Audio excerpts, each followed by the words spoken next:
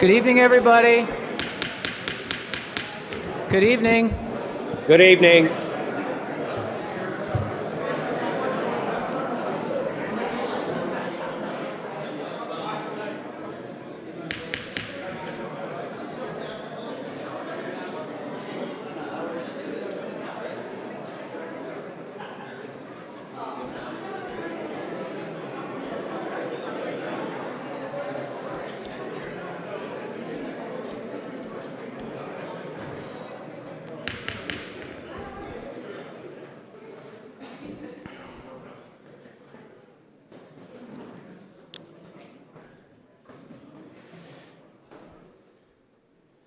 Good evening, everyone. Good evening. Focus Springfield, are we ready? Good to go? Okay, thank you. We're going to call this special meeting of the Springfield City Council to order. Madam Clerk, would you please call the roll? Councilor Walsh. Present Councilor Allen. Present. Present Councilor Delgado. Present Councilor Click Bruce.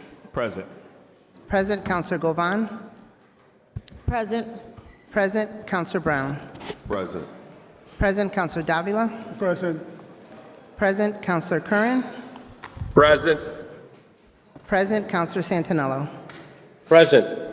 Present Councilor Edwards. Present. Present Councilor Whitfield. Present. Present Councilor Perez. Present. Present Councilor Fenton. Present. Ladies and gentlemen, if we could please quiet the chamber, and if some of the officers who are closest to that door could remind the folks in the hallway to please lower their voices. We do need to leave that door open for purposes of open meeting law, and it'll be tough to conduct our business if people are having loud conversations outside. Okay, will the council and our guests please rise for a moment of silence?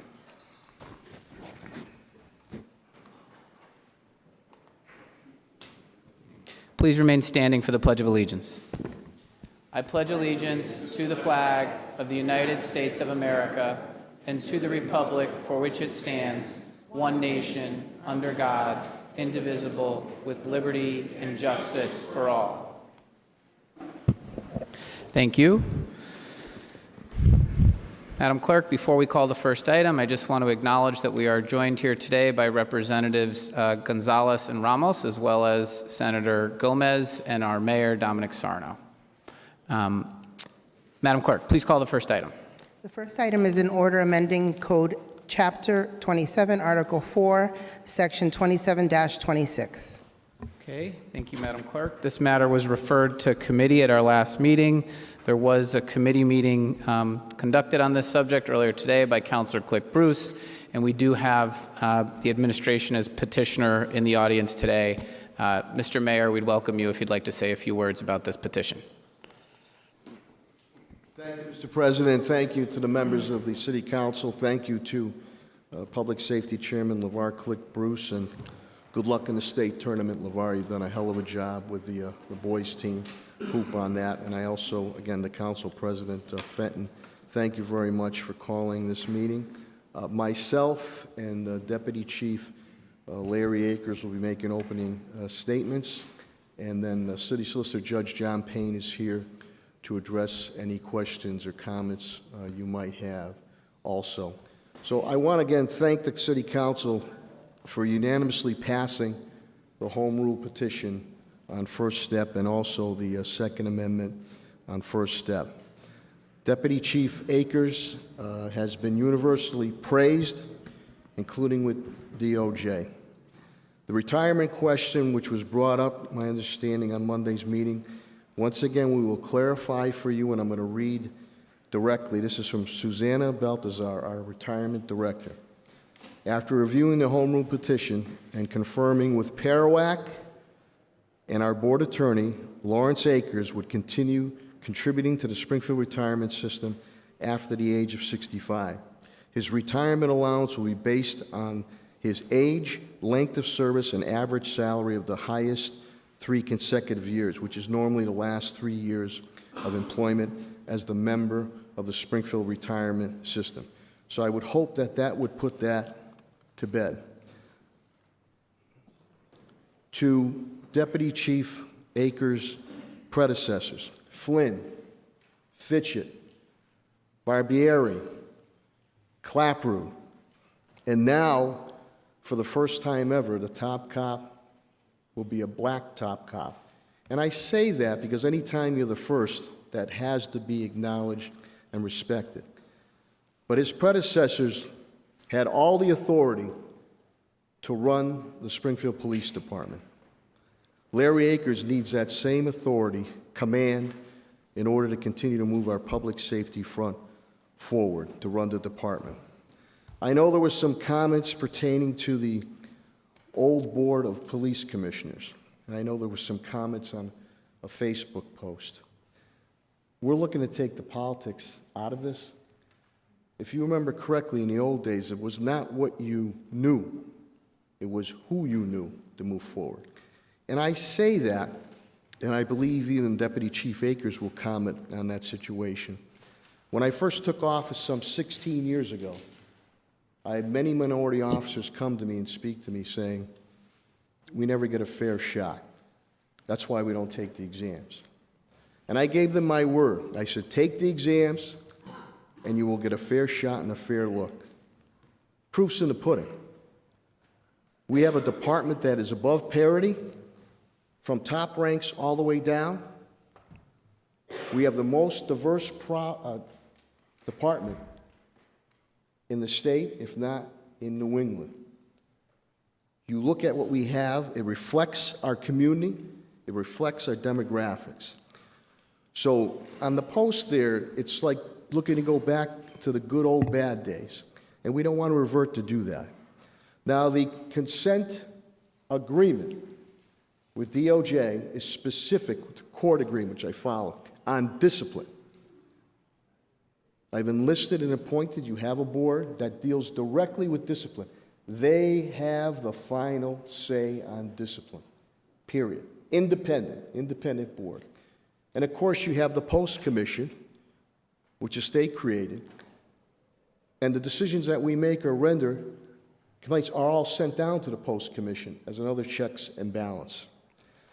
So when you look at the court decision, which we have followed it to the T, independent board that calls the disciplinary shots, Castro Beecher was lifted. A higher authority lifted that. And again, people say, well, how are you going to be able to guarantee a reflection of demographics, the community of the city of Springfield? Well, I negotiated that in the contracts pertaining to residency. Hiring is dictated and governed by civil service, as to with promotions also. DOJ was very, very happy on the appointment that I made with Deputy Chief Larry Akers. The Board of Police Commissioners Manual is done and has been okayed by the Department of Justice.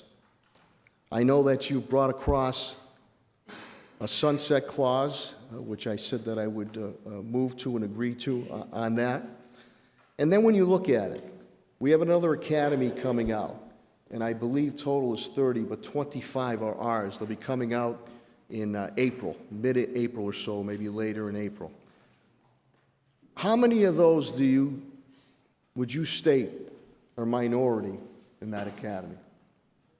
Some of you were at the subcommittee meeting, which I Priest LeVar called that meeting. How many? 24 out of 25 are minority members coming onto the police department with a heavy female concentration. So we continue to reflect that. And by the way, on the interview sessions that occur, you know who sits on an interview session? Deputy Chief Larry Akers. So the department reflects our community demographics. We have a very, very young department. Leadership, integrity, professionalism, and not only being brave is being instilled in our men and women in blue. Am I saying that myself or any one of our men and women in blue are perfect? No. But I continue to stand by the department because 90-something%, if not more, are out there saving lives and making for a better community. So I ask of you tonight, besides, and hopefully it's unanimous, that you give Deputy Chief Larry Akers the same power and authority to run the Springfield Police Department that his predecessors, Flynn, Fitchett, Barbieri, and Clapper had. And to Cheryl's bittersweet, she's put across numerous initiatives and reforms.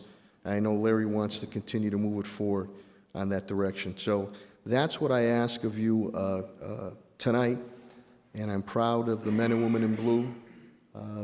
You don't hear about a lot of the heroics that they do day in and day out. And if something's wrong, we will deal with it. We don't mind constructive criticism whatsoever. So that would be my ask. Last thing I'll say, too, is that Boston and Worcester have no such thing. Boston and Worcester, again, not close when it comes to diversity. We're a very diverse department. And I know with Deputy Chief Larry Akers that he will lead with professionalism, integrity, and compassion. I have been with him, like with many of our officers, on the street a number of times during some difficult situations, and how they handle those situations, and how Larry handled those situations on making those calls. But even more importantly, in a lot of the community stakeholder meetings I held and out on the street, the compassion that he showed. And that is an important component of being a police officer. So with that, Mr. President, and to my colleagues on the City Council, thank you for your indulgence. And if it's okay, Mr. President, I'll bring up Deputy Chief Larry Akers for a few words. Then, of course, City Solicitor Judge John Payne is here to answer any questions that you may have. Again, I appreciate your considerations. And if it's okay, Mr. President, I'll bring up Deputy Chief Larry Akers. Thank you, Mr. Mayor. Any councilors object to hearing from Mr. Akers at this time? Okay. Mr. Akers? Thank you, Mr. Mayor. He's here with his lovely wife, Mary, too. Where's Mary?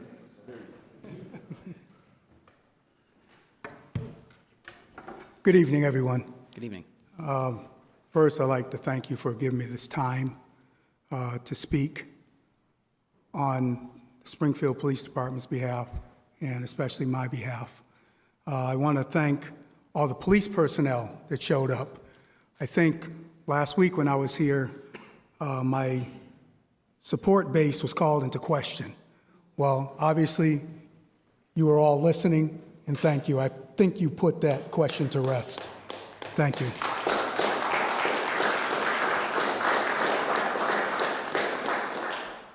When I came on the job in 1986, my dad was on this job, and he taught me a lot of things in my early years. And the one thing that I asked him was, well, Dad, why didn't you ever go for promotion? And he said to me, he said, you know, it doesn't make sense because I wouldn't be able to get promoted on this job. I don't look the right way, and I don't have the right last name. I'll never forget that. He told me about the nightmares that people of color had when they were trying to be promoted. And the one thing that I will especially never forget is there was a police commission in charge of hiring at that time. I said that it would never happen if I was ever in a position to make a difference.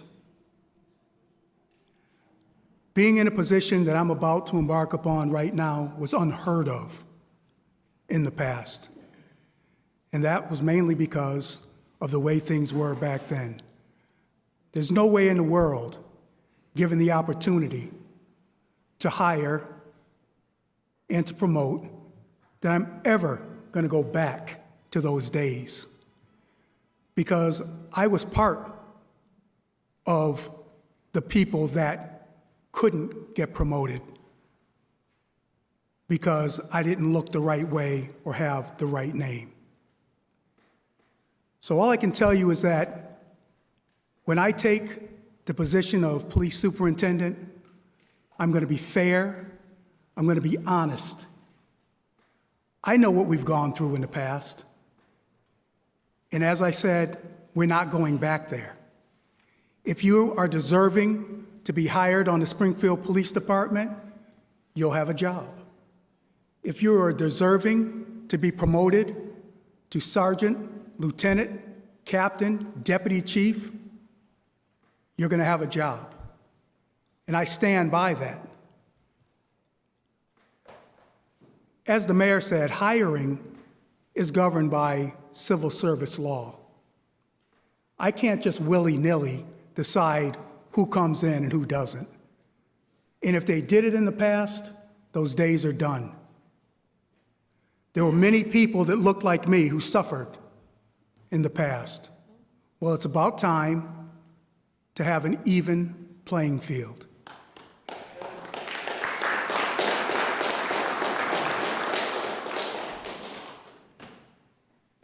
I head the committee for hiring in our police department as far as interviews go. I started 3 academies ago, and this last academy that's in right now, I oversaw our interview and hiring committee. And as the mayor also said, we brought on 30 police recruits. Now there are 25 left. But of the 30, 29 were people of color. And I think that is one of the issues that many people from the past have, that they think that we're going to go to a point to where everyone doesn't get their due. Well, everyone will get their due with me in charge. We have 25 left in the academy. 24 are people of color. And we have more females than we've ever had in the academy. So I just stand here and say, for whatever you thought the police department was like in the past, or whatever you think that it will be in the future, I'm the present. I'm now. I can learn from our past, and I can try to correct some of the things, but it is the past. Look at me. I'm the change. I'm the change for this department. And I will do everything in my power to make sure that everyone gets their just due. And the last thing I'll say is, if you want me to do the cooking, well, then you should allow me to do the grocery shopping. In the words of Bill Parcells, thank you.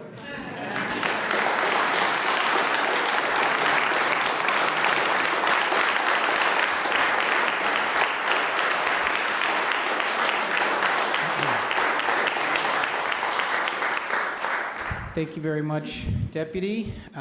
Madam Clerk, the matter before us is for first step on the changes to Chapter 27. Is that right? No, it's actually on for second. Oh, this is second step. So this is, counselors, this is the item that we took first step on at our meeting last Tuesday. And this is for second step, final passage on the changes related to Chapter 27, which were discussed earlier in committee with Councilor Click Bruce. Councilor Click Bruce, would you like to start us off? Yeah, so we had thank you, Council Chair. We had a meeting today at 4 o'clock, and I want to recognize the councilors that were in attendance.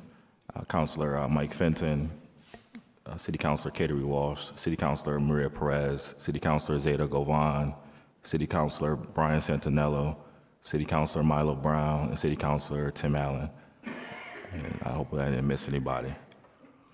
But before I start, I really want to, because I'm a humble dude.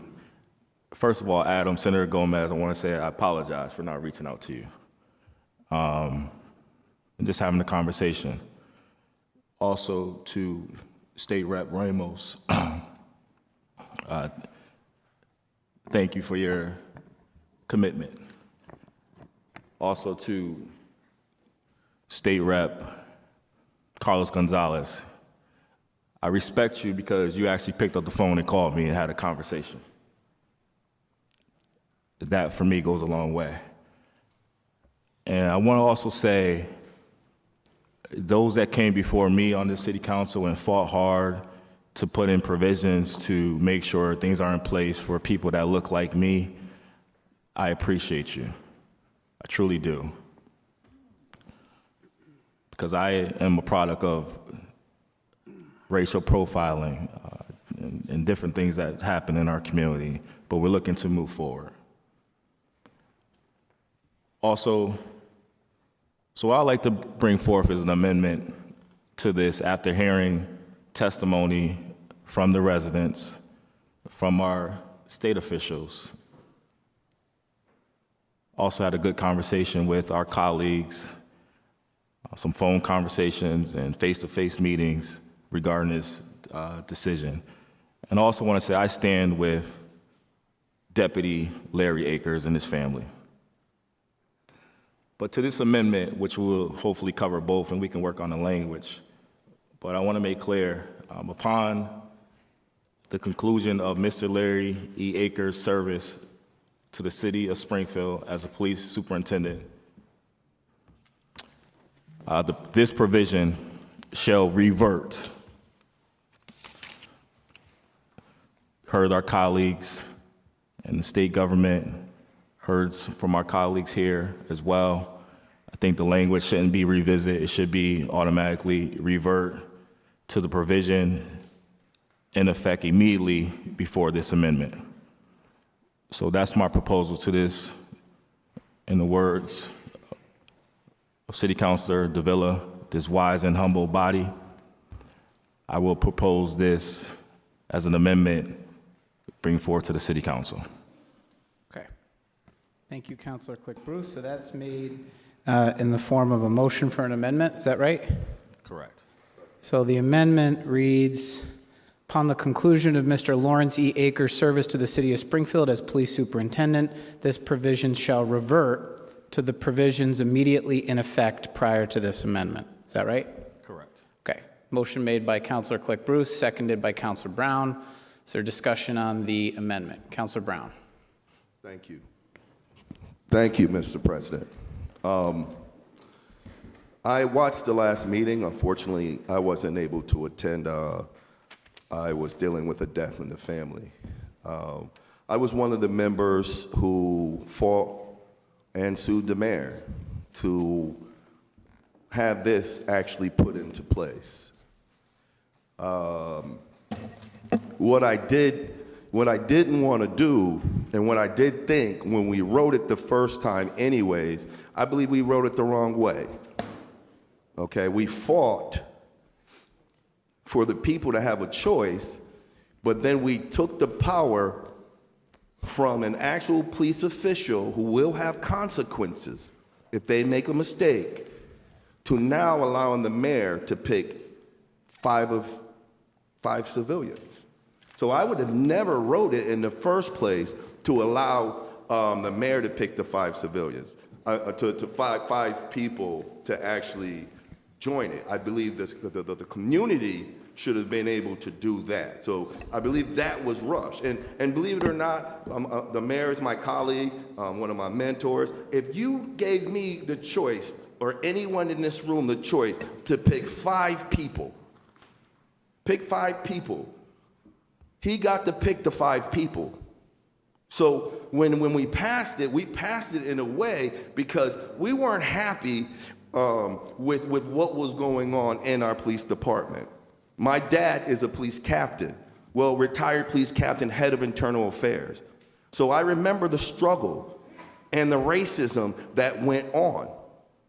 I'm sure some of the crowd, I grew up in Duggan Project, Eastern Ave. We know, a show of hands, I know some people will raise their hand. How many people know RoboCop? Right? So we know some of these cops who used to plague our community and beat the crap out of us. Okay, this last individual who got shot in his, and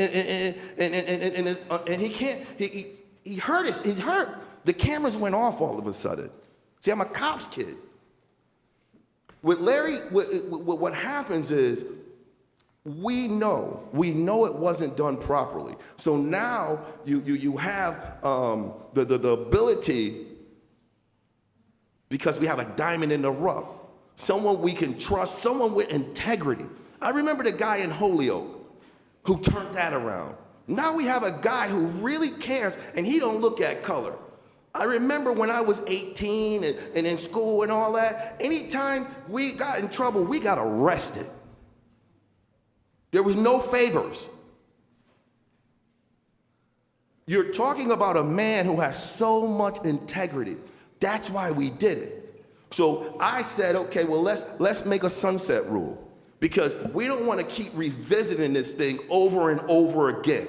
We don't want to keep doing it, and we don't want them to say, you know what, let's vote it after and rethink about it. No, let Larry Akers, with his integrity, train these individuals who have no experience in police policies or procedures. Let someone with integrity show these individuals how to actually do it the correct way. Because in the past, I remember the past too. My daddy was before him. They said he should have been the first police chief. So I experienced it. So now we have an individual who can actually fix it. He can actually fix it. Now, you want to be able to let this person fix it, I believe train the actual police commission, who the mayor picked, remember, so you guys say, the mayor got to pick it. And if I got to pick him, I'm going to pick everybody who agree with me. There's nothing wrong with what he did. I don't blame him. I'm just tell you, Councilor Brown, he'd do the same thing. Okay, the way that we actually put it together, it was wrong. We should actually pay these neighborhood council people, because they should actually be able to go to the commissioners, sorry. They should be able to go to the neighborhood councils. They should be able to go to the meetings. They should be able, we don't pay them, we don't train them, we don't give them any resources. So it's great that my state brothers come here and they want to cheer and egg you on. But behind the scene, they could have wrote it the correct way, where the people could have chosen. Senator Gomez and all of them, they could have wrote it where it could have said, when we pick the police commission, the mayor can't pick all of his friends. Okay? We want to be able to have the people in the neighborhood councils to be able to pick our police commission. And let's fund them. See, they could have wrote that. I'm like, okay, well, this defeats the purpose. So I say, let's amend it. Let's let Larry Akers train what we got, get them better, and then get the actual legislation into play where these people are selected by the actual people, the people in the community, and not the mayor. And by time we can put it all into place, Larry Akers is the one to show them. He's the one with the integrity. Let's give him the ability. And when you pull his hands away, that would just make him a token. He ain't making he's not gonna make any decisions. And then you're gonna have a bunch of people who the mayor picked make those decisions. That sounds right? No, let's let Larry do it right. Let's change the legislation correctly where the people get to pick it. Okay, let's get these people paid. Let's do it the right way. But until then, let's relinquish all of that to Larry Akers. Let him be able to get us right.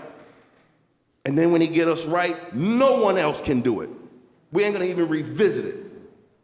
Now we're ready to go. I believe in Larry Akers. He's not just a regular police officer. He is a superhero. His integrity is unmatched. He is our answer. And if you shield this man, because I know that there are police commissioners who the mayor appointed that don't like him. So let's fix that, please. Thank you. Thank you, Councilor Brown. Councilor Govan. Thank you, Mr. President. So the Board of Police Commissioners, so first of all, on this amendment, the first line says there shall be a position of police superintendent which is appointed by the mayor.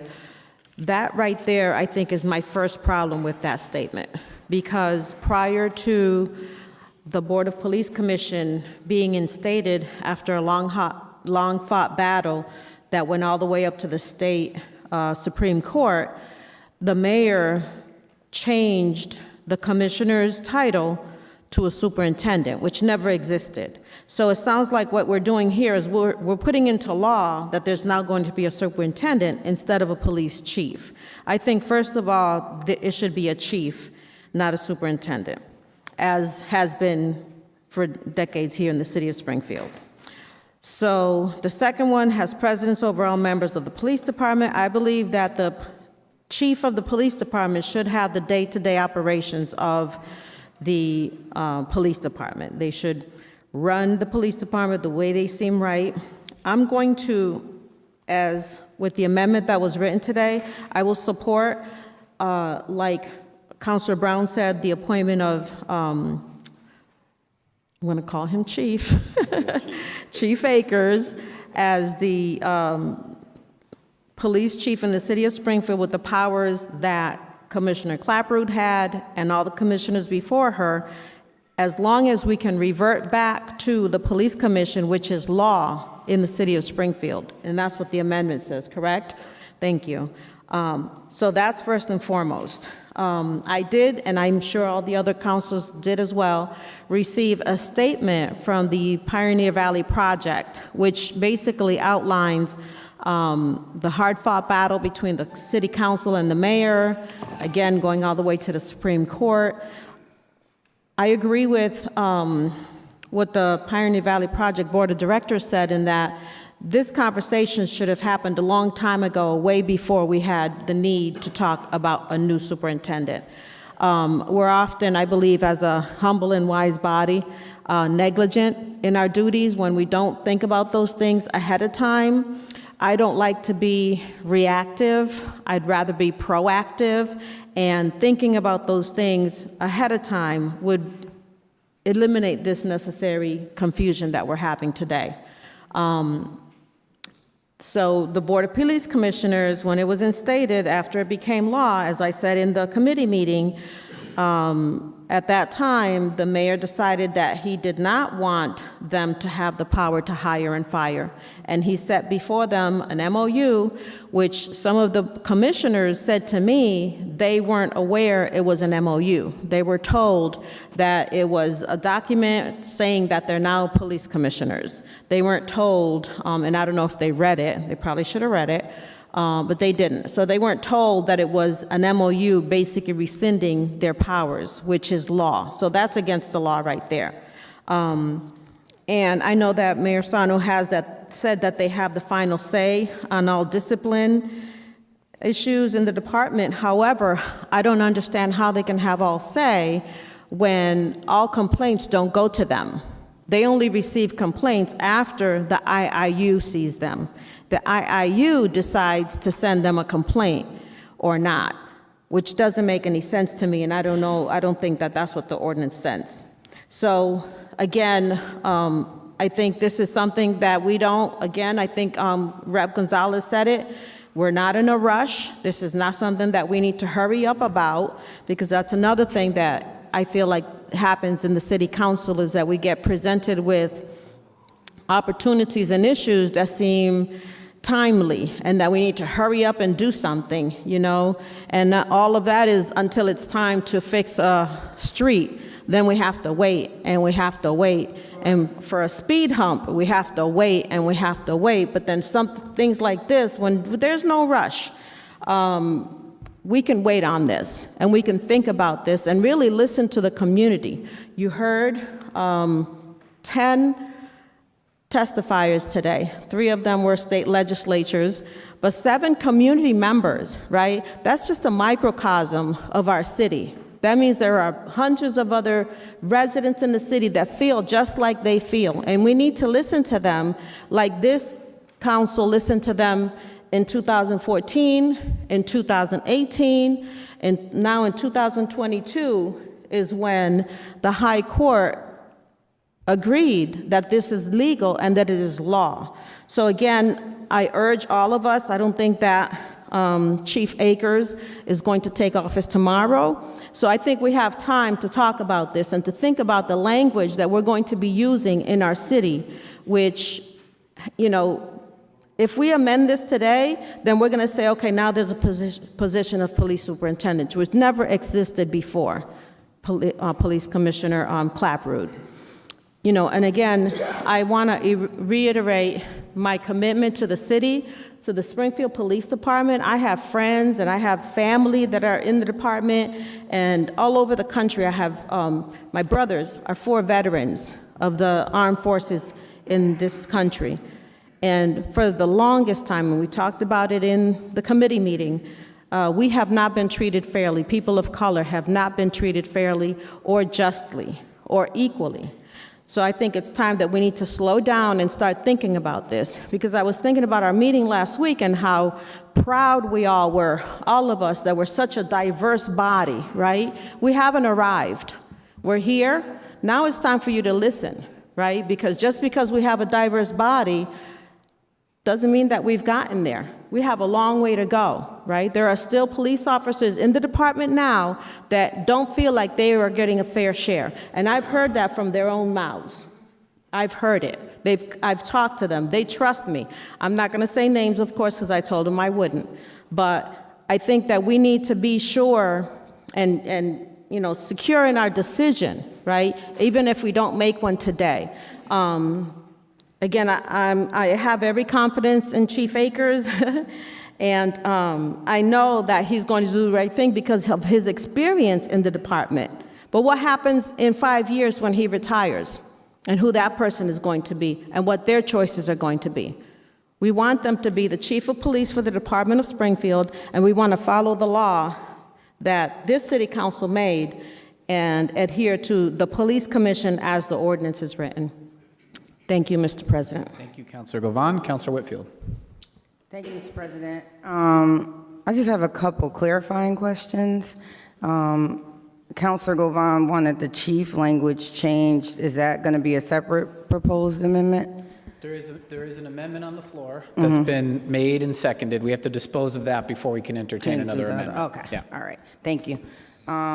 So I just want to thank everybody for coming. It's great to see the participation of the community. Thank you to our state rep, thank you to our state reps, and thank you to our Senator Gomez. Sorry, Senator Gomez, I wanted to call you, but it was just going crazy. We talked a little bit. So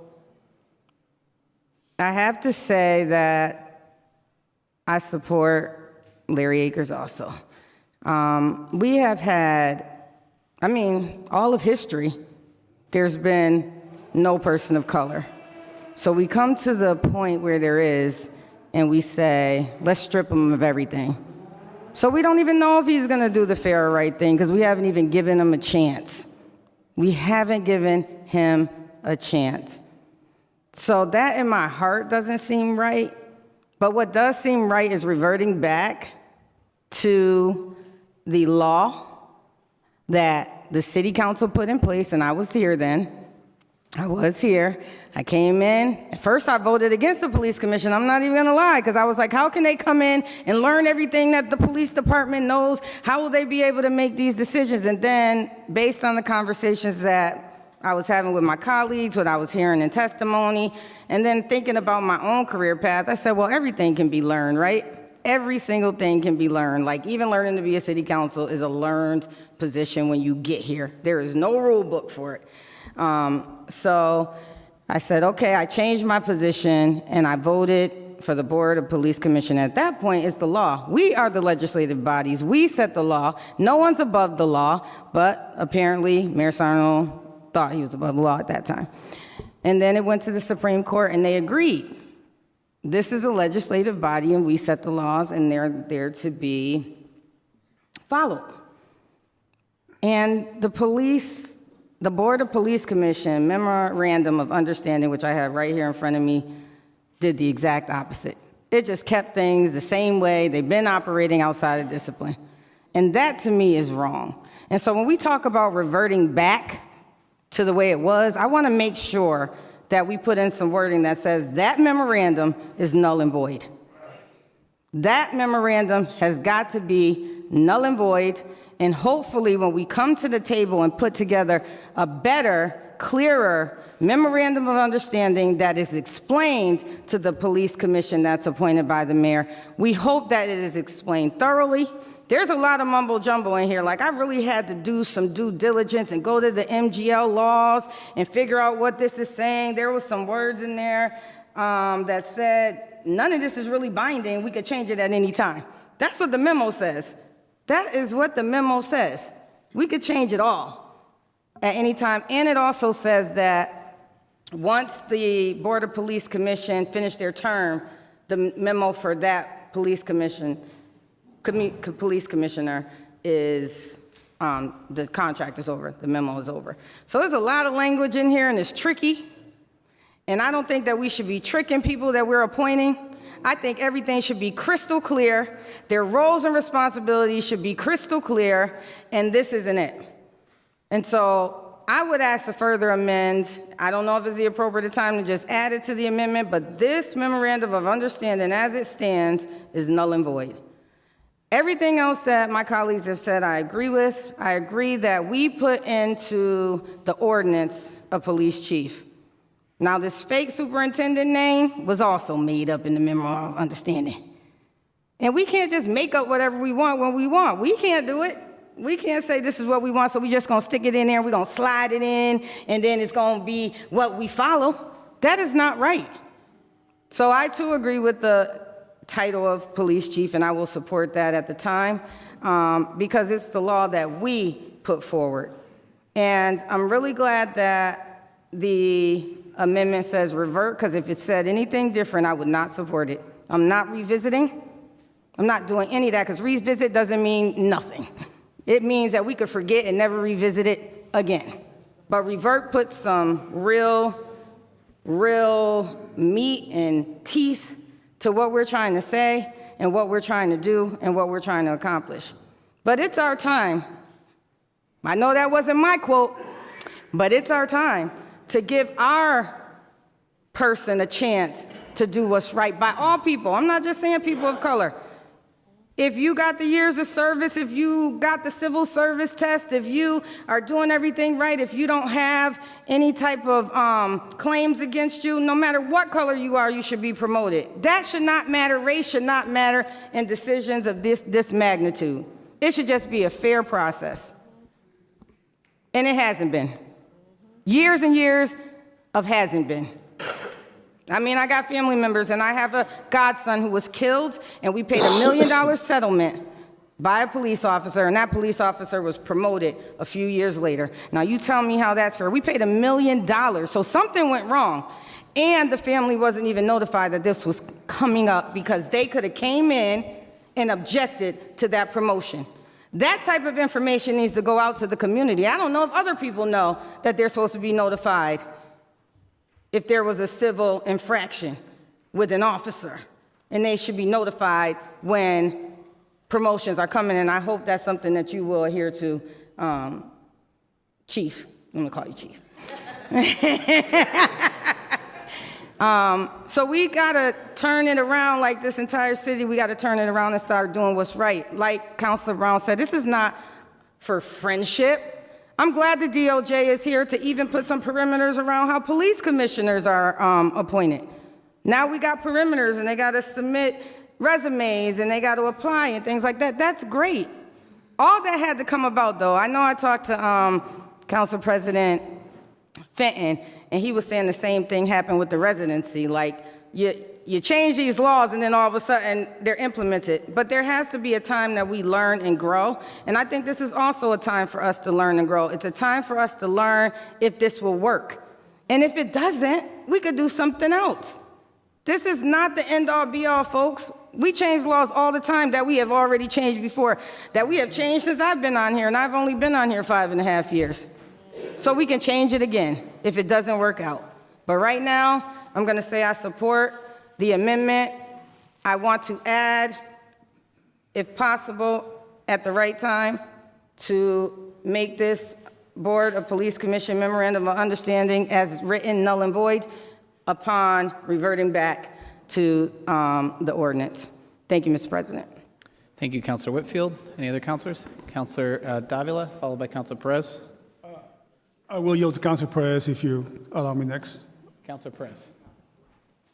You know, last week, it has been hard. because like my colleague here said, it was traumatized for my family at the time of the abuse. And this didn't start it, and it started way back in 1982. The people remember in the north end of Springfield, how we had a detective that passed away that used to go in the Urina school, and when the students were coming out, they had their butt kicked, and I'm gonna say yes, it is. But now, this is like a healing process. We have to learn what happened in the past. How could we bring that past to be more effectively? And while sitting here, I have to say that as a legislative body, we have to do what is right by the people, because I was on the other side of the fence as a resident advocating and meeting with the Department of Justice about the abuses that was going in the Latino community. We have to do right by the people, right by the administration, and right by all. And I'm not sitting here saying only Chief, Superintendent. I've been so confused since last week because the name had been changed all over. We have to all come together. There's still lacking information in the community when it comes to the police commission, and I will say that. We didn't have the clear of the process at no given time. Like my councilor Marlo Brown said, the councils should have been a part. We have to write this process that is clear to all, in black and white. I've been learning by reading all this weekend and speaking to my colleagues. And we all have, from the state level to the local level, as legislative, we have to come together and put this process that the community can understand. I've received so many calls and the community is so confused. No, it's discipline. No, it's hiring only. Let's put this together and let's make it work. Thank you, Mr. President. Thank you, Councilor Perez. Councilor Davila. Thank you, Mr. President. Before I speak, I will say that apologize to everybody that I cannot turn around. I like to look at people in the eyes when I speak to them. But recently, a very wise colleague of mine told me that sometimes cannot people hear me. So I will be looking at the TV, and please do take that I'm looking at you straight in the eyes.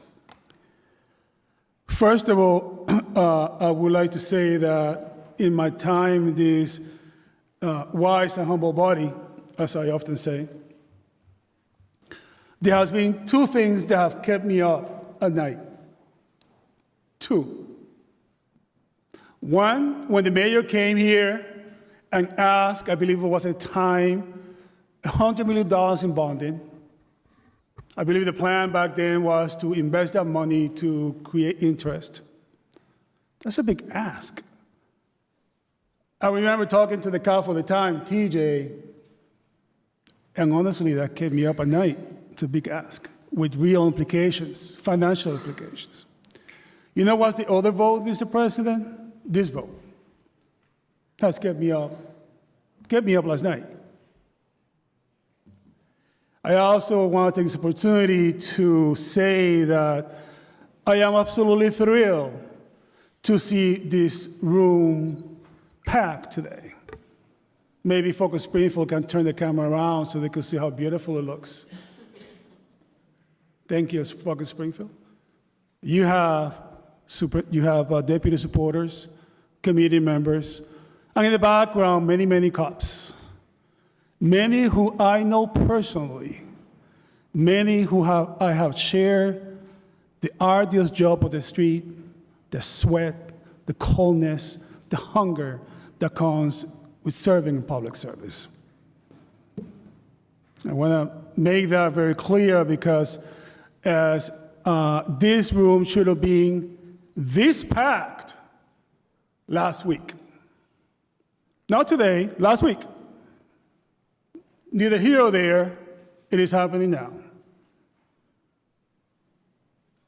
And the only reason that it is packed today is because I do believe that there was a lot of surprise with the pushback that this wise and humble body gave, because we are not a rubber stamp. I also want to make perfectly clear to everybody, to my colleagues, to the police officers, to this police union, to the mayor, to everybody, and to Deputy Akers, that I do not oppose Deputy Akers as superintendent, or as Councilor Whitfield has so correctly pointed out, police chief. And I will speak to that in a second. As I said last time, I do not know Larry Akers.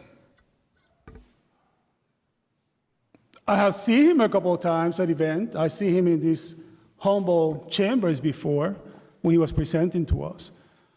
But I never sat down for a cup of coffee with him. I never really talked to the guy until really last week. So I rely upon what my colleagues say and upon the community say. So I want to make that very clear to everybody. Everybody understands that Councilor Victor Davila does not oppose Deputy Akers as police chief. It is the mayor's decision, which I have questions about too, by the way, just to echo Councilor Whitfield. Oh, it is what it is. He made that decision. But I think, Mr. President, that we are confusing the apple with an orange. This is not about Deputy Akers. And I'm getting a little ticked off that it's being portrayed that way. As I said last week, the importance of the moment does not escape me. But as leaders, I think we need to step out of the box, because this has real some ramifications. I do have a plethora of things to say, but I'm going to ask this question to this wise and humble body. If we approve this today, the next superintendent that comes over, which, by the way, we increase his service up to age 70, is pending in the House. According to the local paper, The Republican, the mayor intends to give him a 3-year contract. What's going to happen with the next 2? Yes, this is about the present. But as a leader, I also have to be concerned with the future.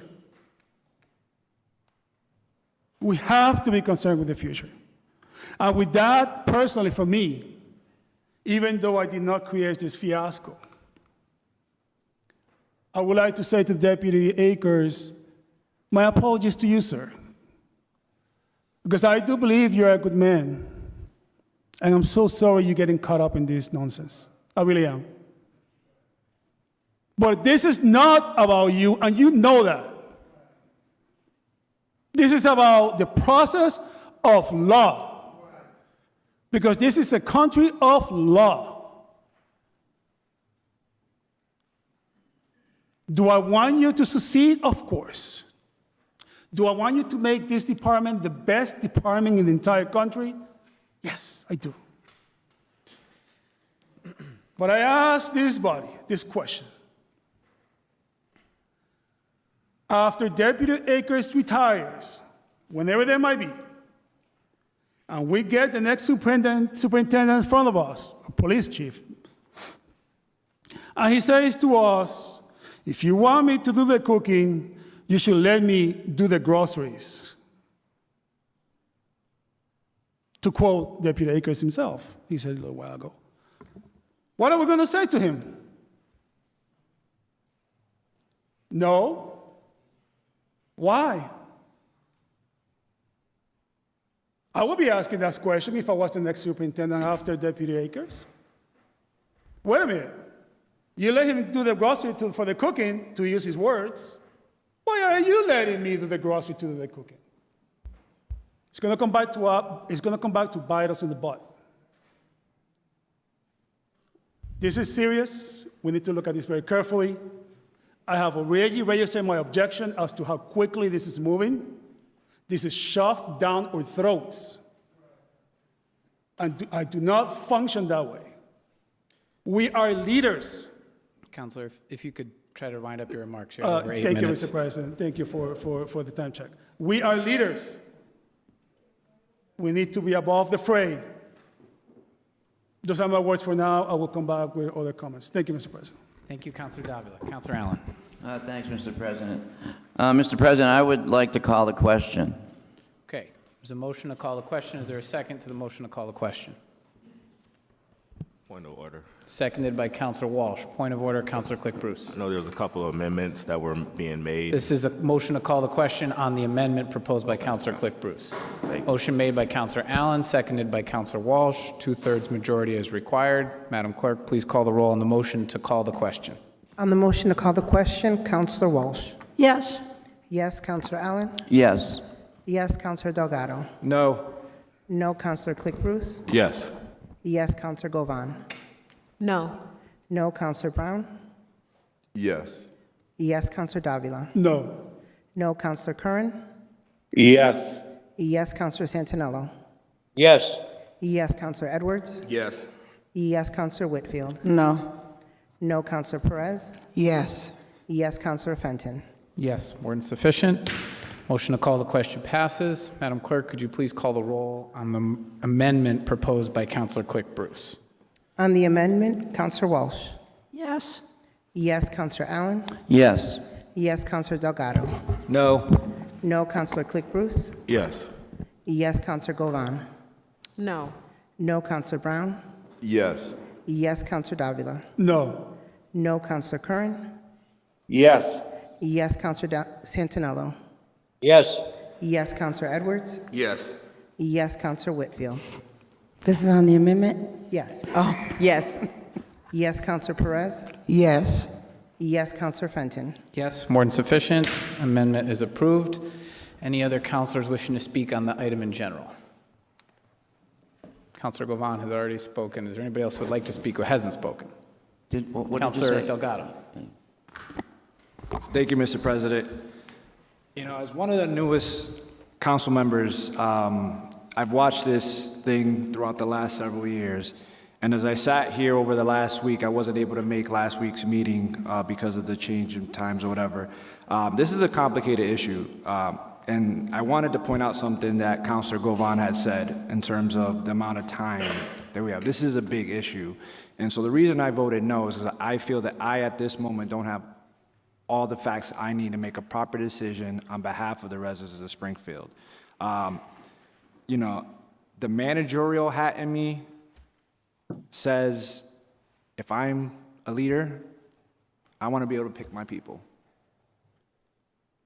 However, with the history that's gone on here in the past and highly publicized cases and things of that nature that forced this council to come up with the police commission, there's a reason why we're at this place.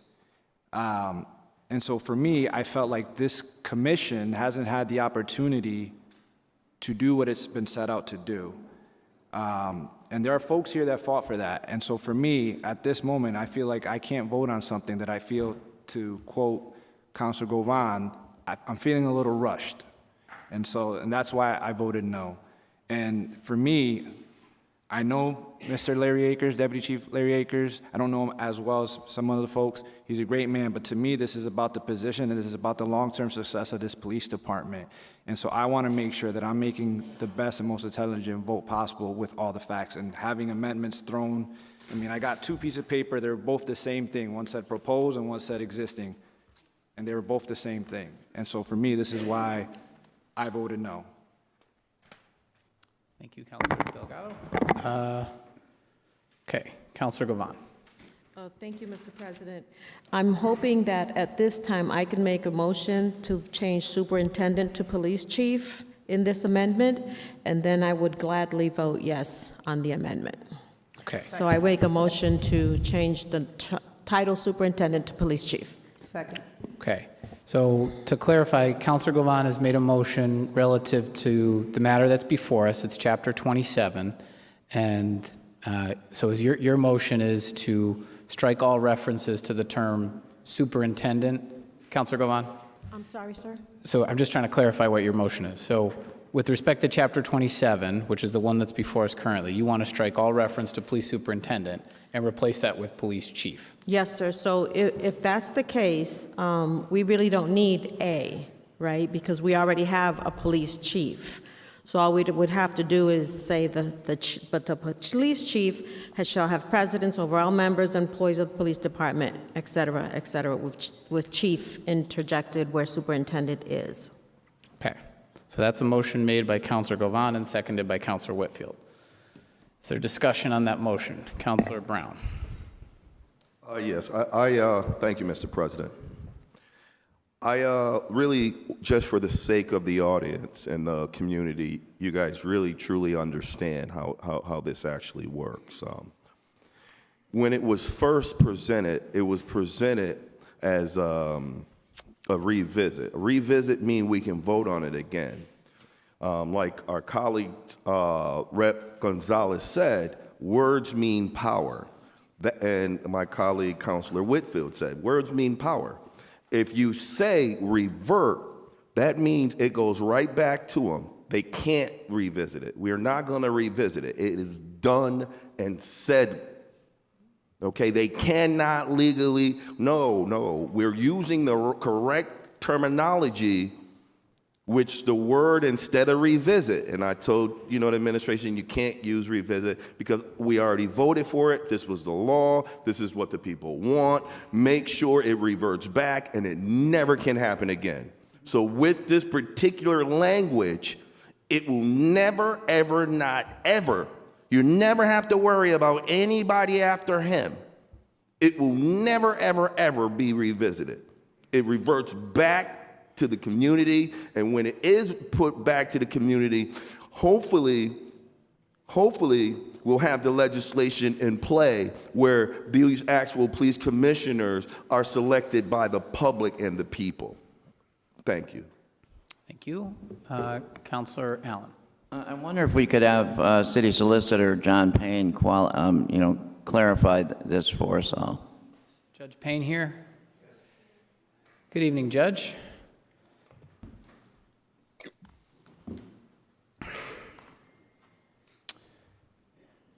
Counselor Allen, could you repeat your question for the solicitor? You want me to repeat? Yeah. City Solicitor Payne. There's some confusion a little about this, about the term of it, about would Larry be able to have these responsibilities and then have them revert back when his term is over? Could you just clarify that for us? Point of order, Mr. President? Yes, Counselor Govan.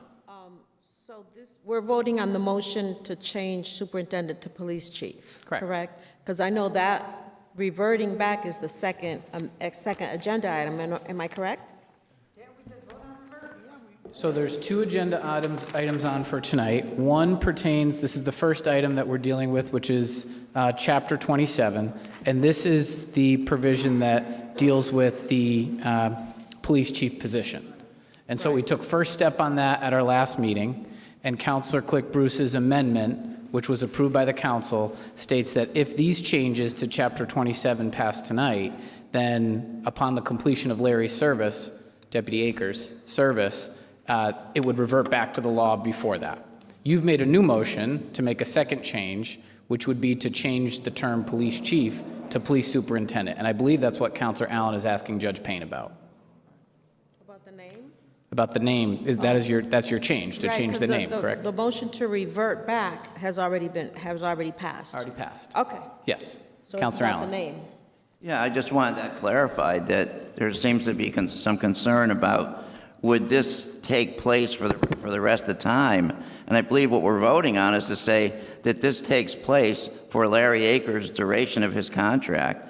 And, the roles and responsibilities for him and the police commission are spelled out here.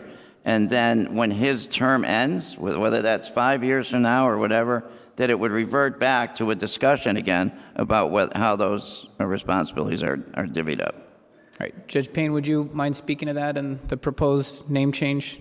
I have a problem with the name change because that will go directly to the settlement agreement with the Department of Justice, in which we've spent about 2 years getting that agreement in place. And I think a change to that would be very problematic. But the idea of reverting back when Deputy Chief Akers retires, I think that's solely in the hands of the council at that time. Okay. Does that answer your question, Councilor Allen? Yes, it does, yeah. Any other councilors on the motion made by Councilor Govan? Councilor Davila. Thank you, Mr. President. Solicitor, good evening, sir. Good to see you again. I have to say, I just heard you say about an agreement with the DOJ, but doesn't the city ordinance, the law, supersede that, an agreement with the DOJ? Well, we have a settlement agreement with the Department of Justice through the federal court, which sets out our responsibilities. And again, we have worked for better than 2 years to finally get that order in place. We now have most of the rules and regulations and policies in place. And I think anything that we do which calls into question the agreement that we have becomes very problematic. I really don't want to return to the federal court and to meetings on a regular basis with DOJ to work out a new language.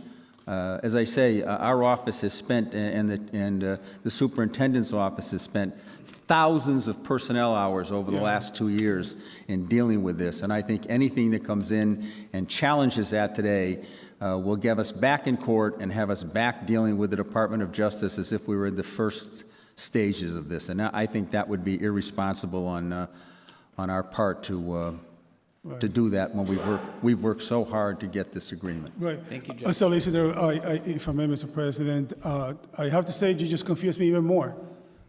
So are you, the law says, the ordinance says police chief. The ordinance says police chief. If you allow me, Solicitor, please. We have an agreement. Solicitor, if you allow me, I haven't finished. Please, just give me 10 seconds. The ordinance says police chief. Our beloved mayor, God bless his heart, has been referring, and you, has been referring as police superintendent. To this day, I don't know where that came from. Are you telling me, am I to understand that the DOJ is asking us to call the police chief a police superintendent? That's what we've agreed to. But how is that even legally? How do you agree with that and keep us in the process? Interesting question, I think. All I can tell you, that's what we've done. Well, I don't care if it's already done because we are the legislative body, sir. With all due respect, I am not going to take that answer. Can you imagine that we pass this here and in the future we say, well, this is already done, tough luck? Please forgive my candor, sir, but I need an explanation. Well, I think I've given you my explanation, Counselor. If you don't accept it... I can't hear you, Solicitor. I'm sorry. If you don't accept it, that's fine. You move forward with the way you wish to do it. No, I will. And honestly, I'm a little, with all due respect, I'm surprised when you answered that's already done. Well, again... No, it's not already done because you're keeping us in the process. So what the heck are we elected for? Really? I challenge you. I'm not a lawyer. I'm not as smart as you are, but I can count. With all your respect, sir, I'm not trying to be disrespectful to you, but you just set me off. What do you mean it's already done? I'm not taking any disrespect. I've told you what my feeling, what my belief is, and I'm going to leave it at that. I understand. All right, you do whatever you think is appropriate. Solicitor, I thank you, and I would appreciate if you don't take that tone with me. I've been respectful to you. Do not tell me that I do what I think is appropriate, because I will do what I think is appropriate. Thank you. Mr. President, if I just want to say, this is another reason why I said it a little while ago. This is rushed. Look at the trouble we're already having with just the name. I personally don't care what agreement the mayor or the solicitor made with the DOJ. We are the legislative body. What kind of precedents are we setting? That really just set me off, his answer, to be, with all the respects in the world. What do you mean it's already done? I do not take that. I am warning this wise and humble body. We must put the brakes on this. It's going to come back to bite us in the butt in the future. Thank you, Mr. President. Thank you, Councilor Davila. Councilor Whitfield. Thank you, Mr. President. I just wanted to say that I support the change to chief because all this other stuff is a distraction. It takes probably like you go into a document, you say change all superintendents to chief in the document, and it does it in like 10 seconds, like literally, and it'll just change the title. It doesn't take brain surgery, manpower, or hours to do that. You call the DOJ, we made a change to the name, change it in the document, they're gonna say, okay. It's the title. And it's already the title that we have in the current ordinance, so it's a title that we agreed on. So it's not really a big deal. And all that's a distraction.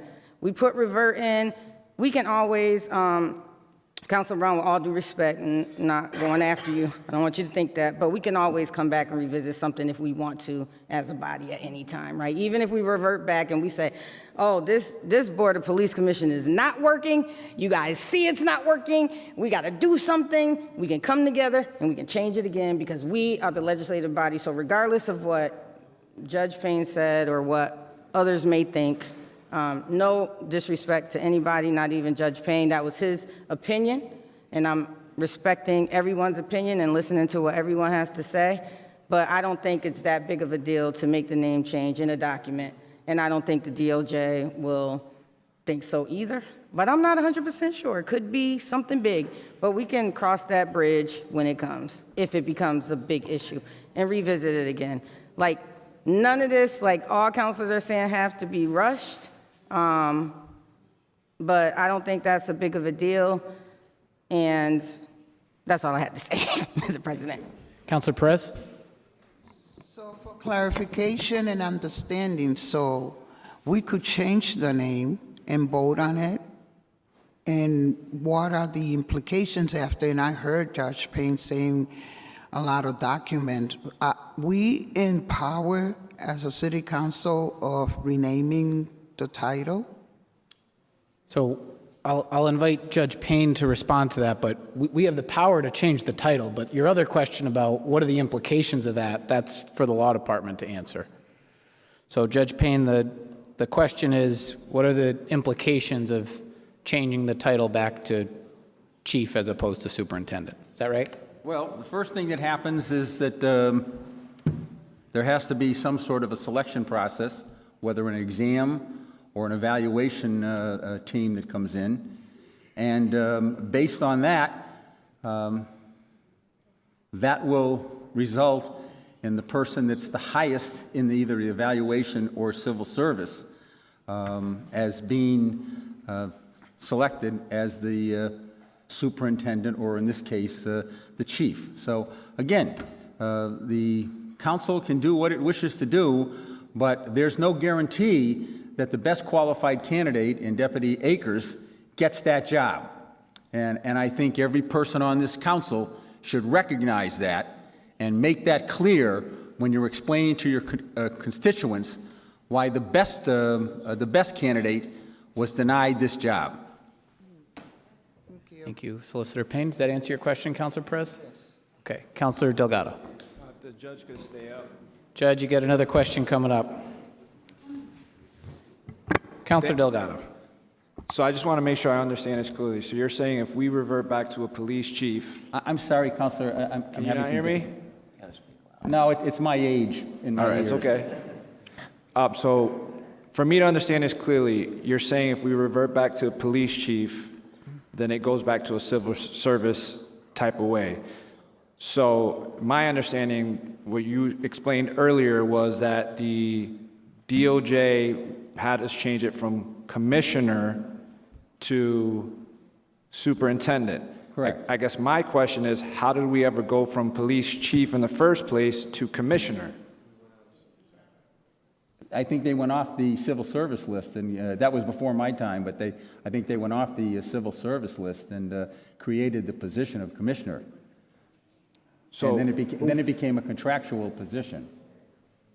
you got to say that again, because I'm not understanding. I'm sorry? Can you repeat that answer? I'm trying to understand how did we get from police chief to commissioner in the first place?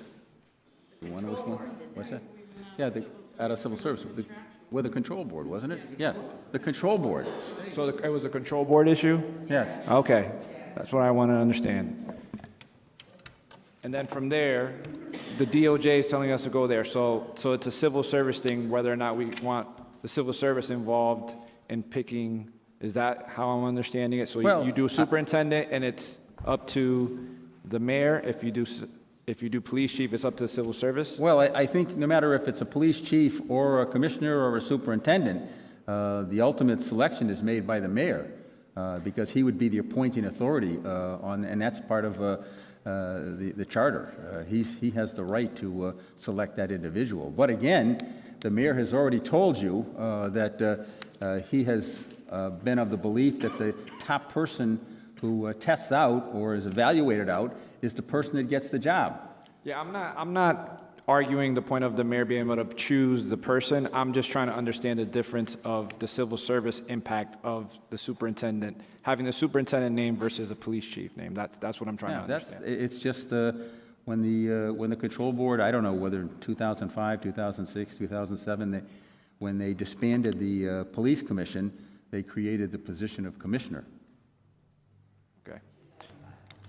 And then the other piece 2005, to I'm it told. is, I know Counselor Whitfield had mentioned it's a simple switching of the name, right? Like a control and find on a Word document, right?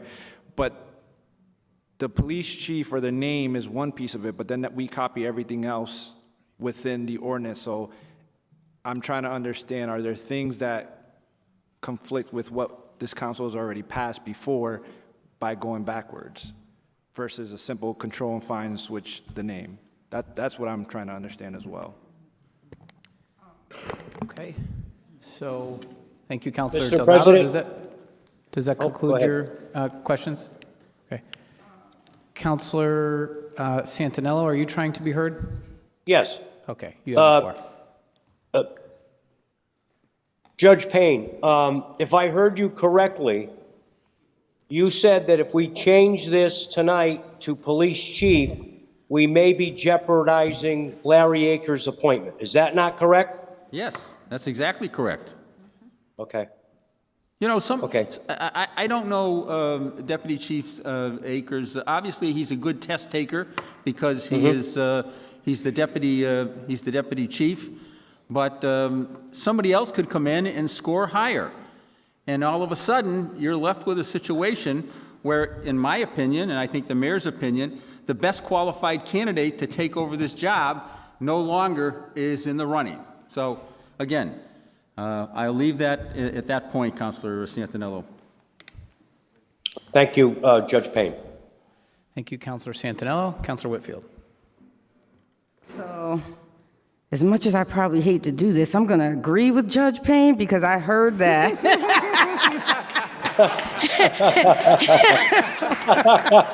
No, sir, Judge Payne, no, sir. No, I'm serious. I'm serious. I heard that like 3 times before this meeting that the police chief appointment have to go through civil service and whoever scores the highest. I'm not making this up to agree with anybody. Like, I really just want to change the name to chief because that's what we had in the ordinance. But I also read the ordinance, and our ordinance only gave chief specific duties. It didn't give them all the duties of the superintendent. So I would prefer to be safe than sorry, you know, and you guys know I won't just agree, right?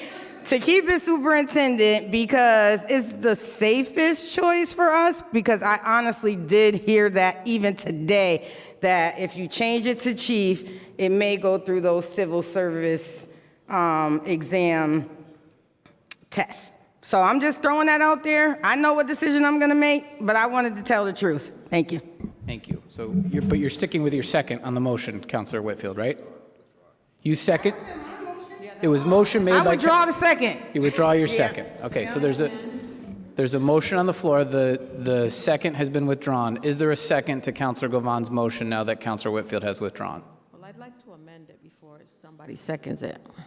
Okay, so seeing no second, that motion fails. Counselor Govan. So I would like then to, although I have every confidence that if there was a civil service exam and Chief Akers took the exam, he would pass with flying colors because Mayor Sarno said that he is the top cop, the best person for the job. He has every confidence in him, so I agree with that and I believe that. However, to, I guess, eliminate any doubt from the rest of the counselors, I guess I would like to have, because the ordinance that we have for the Board of Police Commissioners talks about the chief. So then I would like to, at the end of Superintendent Akers' term, for the title to revert back to chief. Can I make that motion? I'm sorry, can you repeat that motion, Counselor Govan? So everything doesn't revert back because what we're doing right now, we're creating a position of police superintendent, That's correct. which I do not think that we should do, right? Because the ordinance for the Board of Police Commissioners says chief. So what I'm suggesting as a motion is just like we are reverting all powers back to the Board of Police Commissioners at the end of Chief Akers' term, we could revert the title of the position to chief. It would do both. It would do both because Counselor Click Bruce's motion says it will revert to the ordinance as it was in effect prior to this amendment. Okay, but I'm afraid that we're creating a position of superintendent. We are, until such time as Mr. Akers is Until it complete. reverts back. Okay, then forget about it. Let's forget everything I Okay. just said. I'm going to apologize to Counselor Walsh. She's been in my blind spot trying to raise her hand, and I want to thank Senator Gomez for texting me and pointing that out. Counselor Walsh. Think you didn't like me. Counselor Walsh, you had the floor. Okay, thank you for recognizing me. Okay.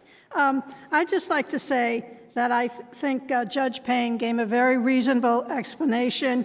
I know the law department has spent countless hours with the DOJ, and it's an effort of everybody working together. And I think that no matter what we call Larry Akers, chief, superintendent, general, I prefer general. General. Yeah. Good one, General.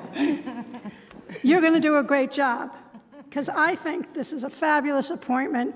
I think he's the right person at the right time. So even though it didn't work out in the past, I think it's great that it's working out in 2024. And I am going to support calling you superintendent. You know, in a military establishment, there's a chain of command, and the general is in charge. So why would you give the authority to a sergeant? So I think the authority has to go to you. Semper Fi. Thank you, Counselor Walsh. Okay, so at this point, we have no amendments on the floor. We've debated for some time. I'm going to call on Counselor Whitfield for a moment. All counselors have spoke at least twice, except for Counselor Walsh, and many counselors have spoken 3 times. Counselor Whitfield. Hi, I would like to propose an amendment, and this goes back to the MOU. And the Board of Police Commissioners shall not forfeit the authority to hire, discipline, promote to the police superintendent or any other individual by memorandum of understanding or any other means unless approved by majority vote of the City Council. Okay. So that one was too quick for me to get the whole thing, Madam Clerk, but that's okay. I wasn't able to write it. So can you please read it again, Counselor Whitfield?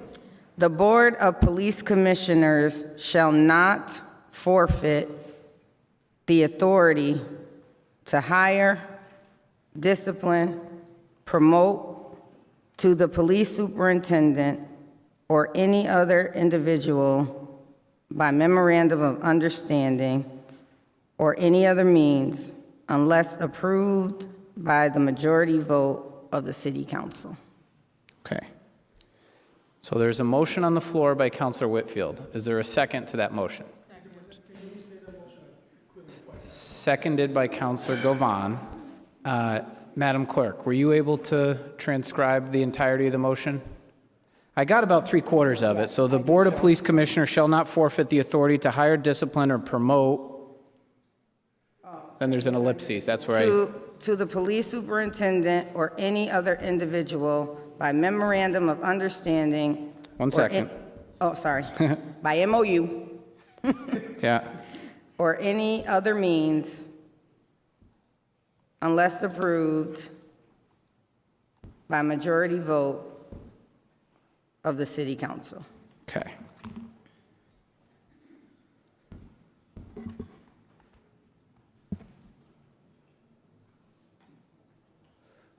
Okay, so Councilor Gavon, did you seconded this motion? Did you have a question on the motion, or now that it's been Now, repeated?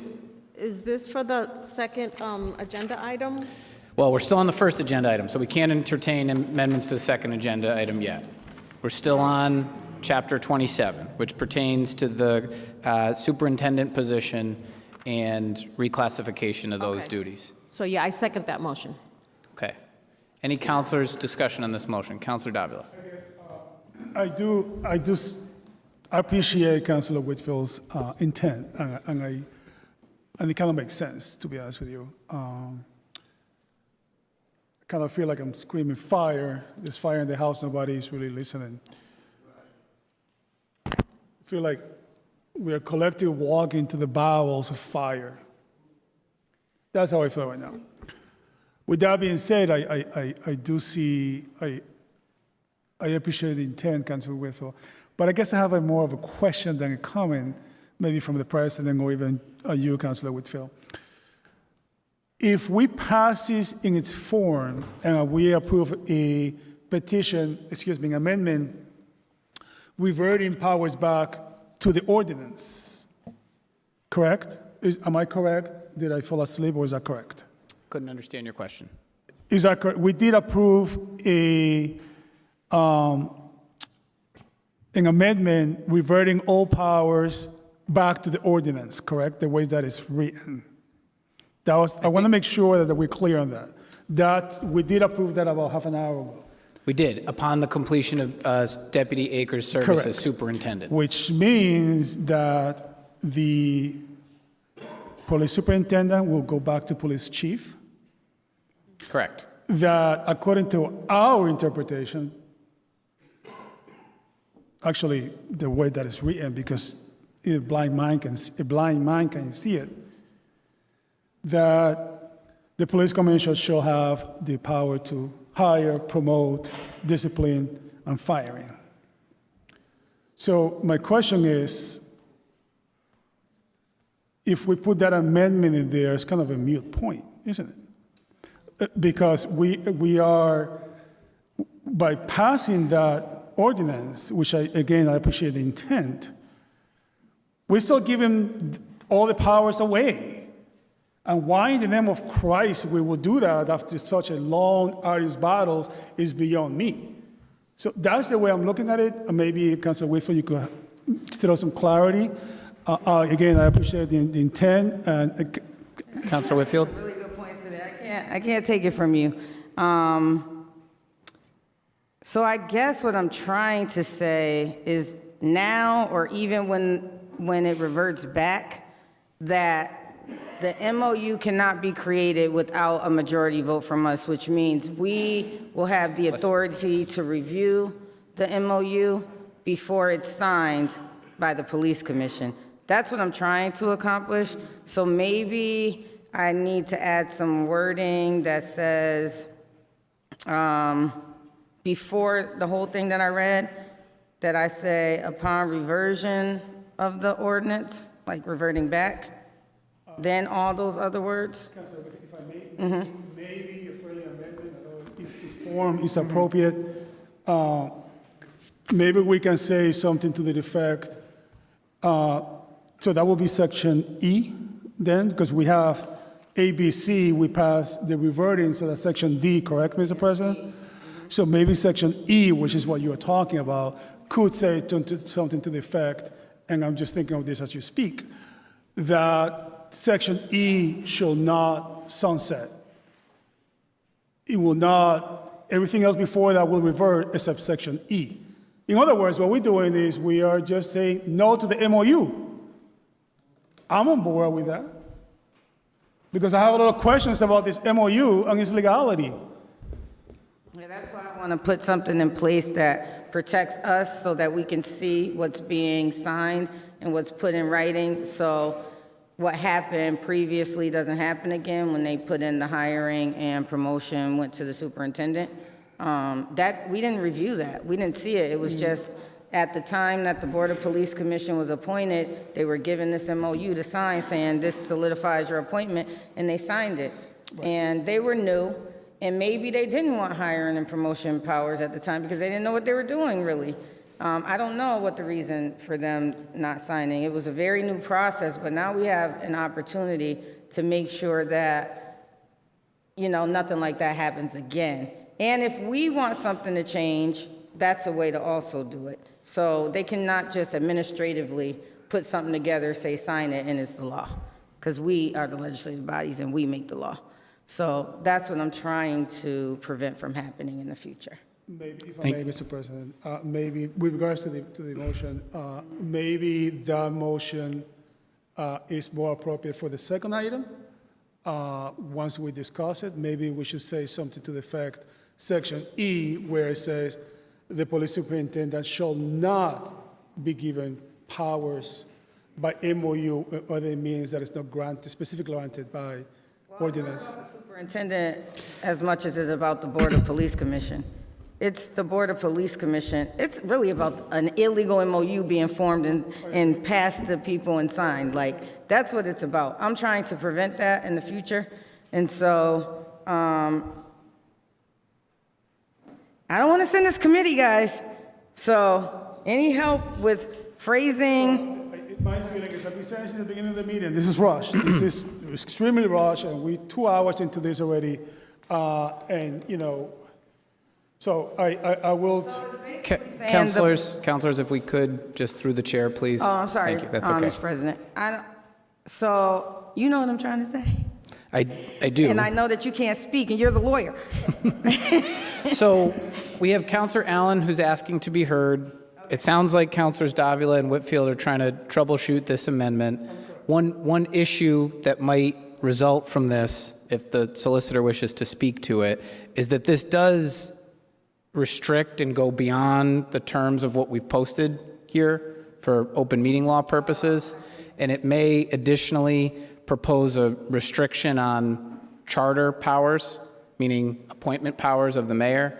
And so I'm not weighing in on the merits of the proposal. I'm just saying that if you're trying to tag this on with everything else tonight, those are two issues that you may want to hear from the solicitor on before voting on an amendment. So, Because I thought it was just an amendment to the regular, to what we're trying to change here. but you're introducing a new restriction that wasn't a part of the additional package. Okay. Okay, so Councilor Whitfield or Davila, do you have any questions that you'd like to ask of the solicitor on this point, or can we move on? No, only there for my clarity, if we can restate the motion one more time. Just did you get a second, by the way? I don't even know. There was a motion made and seconded. Okay. The motion is, the Board of Police Commissioners shall not forfeit the authority to hire, discipline, or promote the police superintendent or any other individual by MOU or any other means unless approved by a majority vote of the City Council. Thank you. Councilor Allen. First clarification, thanks, Mr. President. We voted on LeVar's amendment half hour ago or something. What's the status of that? That passed. It passed? Yes. So this discussion, are we really on item 3 now, or are we still struggling? I mean, excuse me, item 2? We're still on item 1. Still on item 1. And what else needs to be resolved on item 1? That's up to the council. I mean, we could vote on it, but right now there is a motion that's been made by Councilor Whitfield, seconded by Councilor Govan. So we have to dispose of that motion first. So if I'm not mistaken, it's just a clarification. The proposed motion that Councilor Whitfield made, wouldn't that apply more to item 2? Is about the police commissioners? I thought item 1 was about the chief, superintendent, whatever, that, item 2 is the one that's about the Board of Police Commissioners, whereas item 1 is simply about, as far as I can tell, simply about the roles and responsibilities of the superintendent or chief or whatever we're going to call him. So I think the item, what Councilor Whitfield has proposed, as good as it might be, I think it's more of an item 2 thing. And I think we should try to get finished with item 1, which I'm not sure what is left to do on item 1. We're ready to vote on item 1 once all the motions have been disposed of. And right now, there is an amendment on the floor from Councilor Whitfield. Well, I can appreciate that. I can appreciate that, what he said. I think the reason that I got confused is because it said everything's going to revert back to the way it was before, and the MOU was there before, but I can appreciate what you said, that it may make more sense in the second order, so I will withdraw my motion for now. Okay, Councilor Whitfield has withdrawn her motion. Is there any other discussion on item number 1? There's no amendments pending. Councilor Click Bruce. I just have a question. I don't know. Doesn't the MOU go away when Superintendent Clapper retires? Judge Payne, would you like to answer that question? So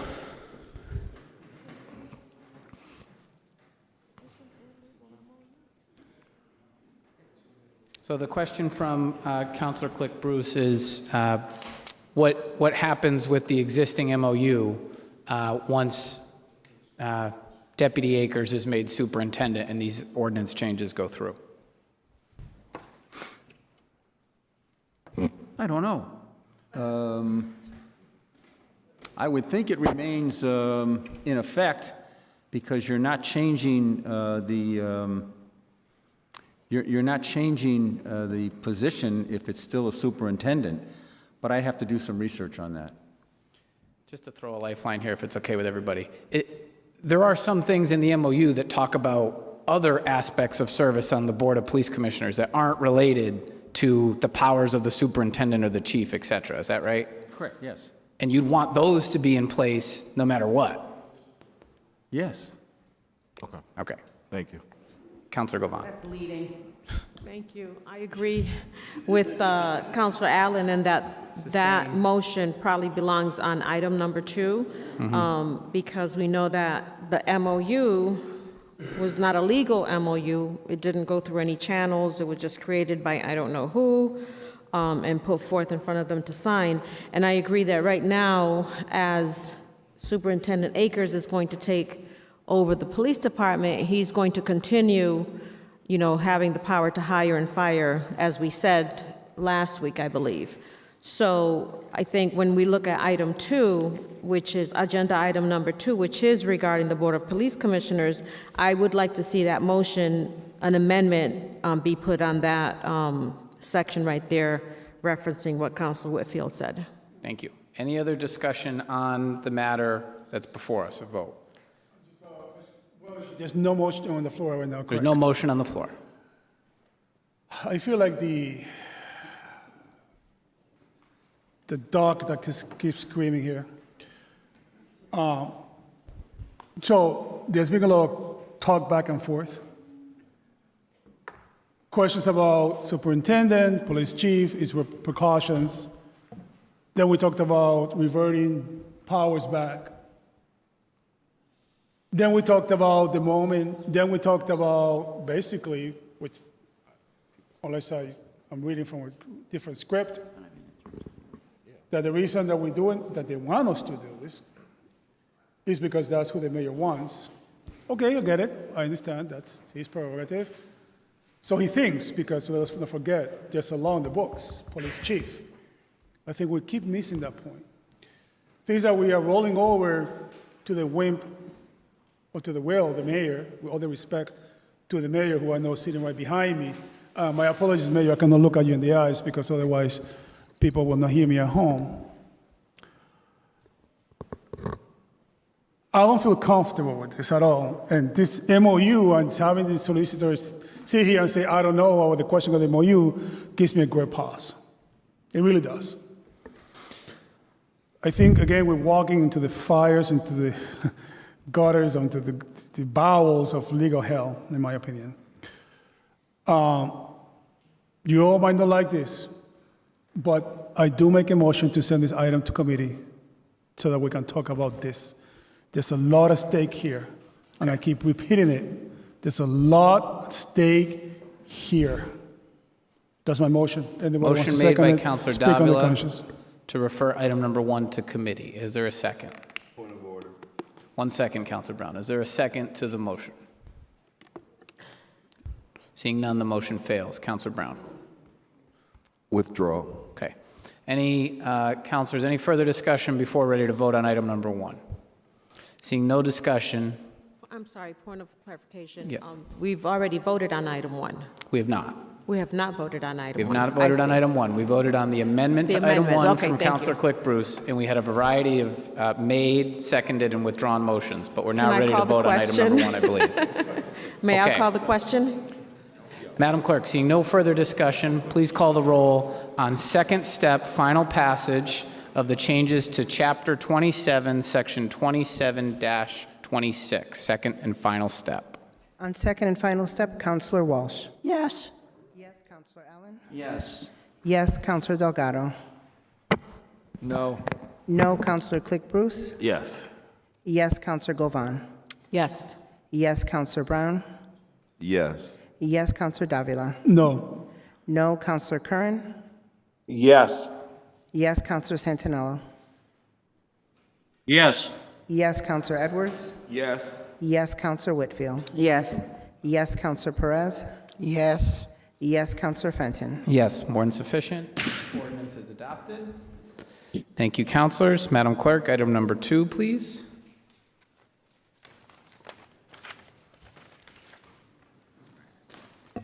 Changes to Chapter 16.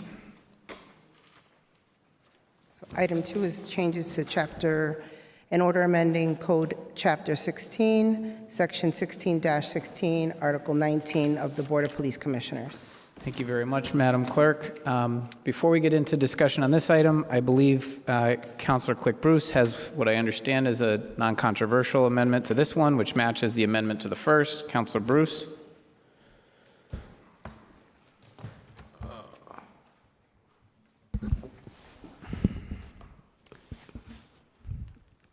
Thank you, Chair. And this is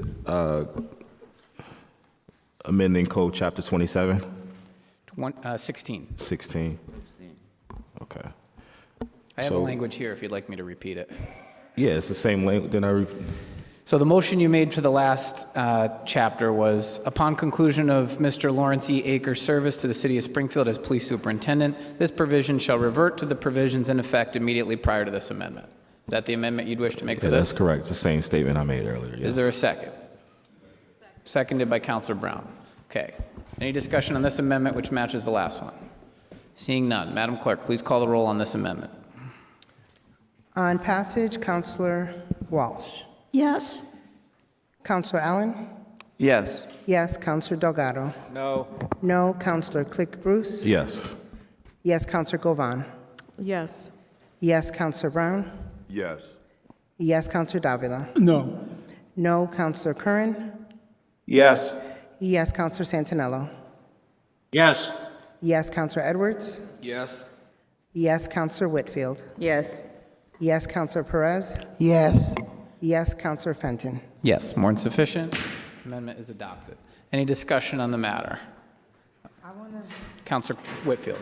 If I can bring back the amendment now, because I think Counselor Allen was right.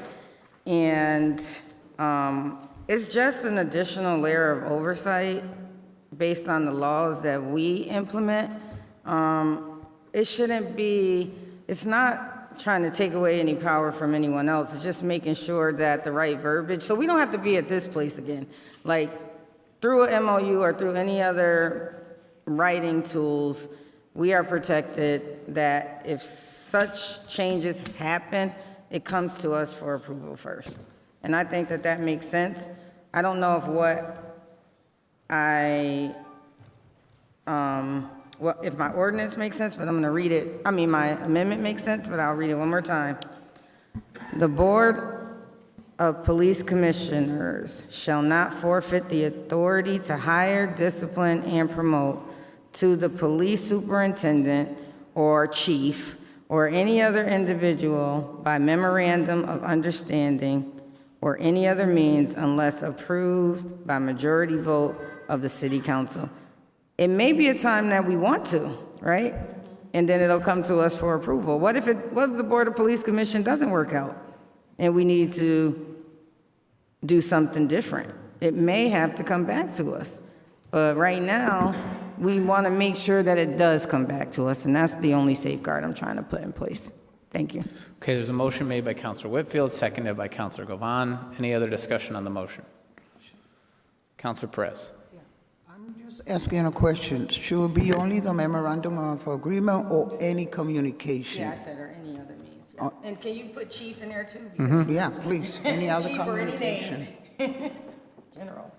So the motion is, the Board of Police Commissioners shall not forfeit the authority to hire, discipline, or promote to the police superintendent or chief or any other individual by MOU or any other means unless approved by majority vote of the City Council. Motion made by Councilor Whitfield, seconded by Councilor Govan. Any other discussion on the motion? Okay. Seeing none. Madam Clerk, please call the roll on the motion. On the motion, Counselor Walsh. No. No, Counselor Allen. No. No, Counselor Delgado. Yes. Yes, Counselor Click Bruce. Yes. Yes, Counselor Govan. Yes. Yes, Counselor Brown. Yes. Yes, Counselor Davila. Yes. Yes, Counselor Curran. No. No, Counselor Santinello. No. No, Counselor Edwards. Yes. Yes, Counselor Whitfield. Yes. Yes, Counselor Perez. Yes. Yes, Counselor Fenton. No. The amendment has sufficient votes. The amendment is adopted. Any other discussion from the council on item number 2 pertaining to Chapter 16? Okay. So seeing none, Madam Clerk, can we please take a vote on this matter, Chapter 16, Section 16-66? Reminder to councilors, this is first step, requires 2 steps, so our second and final vote, if this passes tonight, our second and final step would be tomorrow evening at 5 o'clock. Madam Clerk, could you, Councilor Brown? Can you clarify the exact language in this particular section? Sure. So this is pertaining to Chapter 16, Section 16-66, and the amendment reads, notwithstanding anything to the contrary in the City Code, the Board of Police Commissioners is responsible for the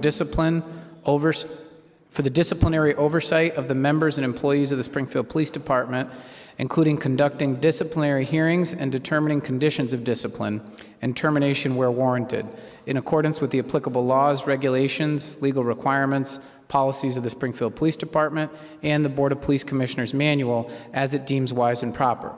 First Amendment. Upon the conclusion of Lawrence E. Akers' service to the City of Springfield as Police Superintendent, this provision shall revert to the provisions in effect immediately prior to this amendment.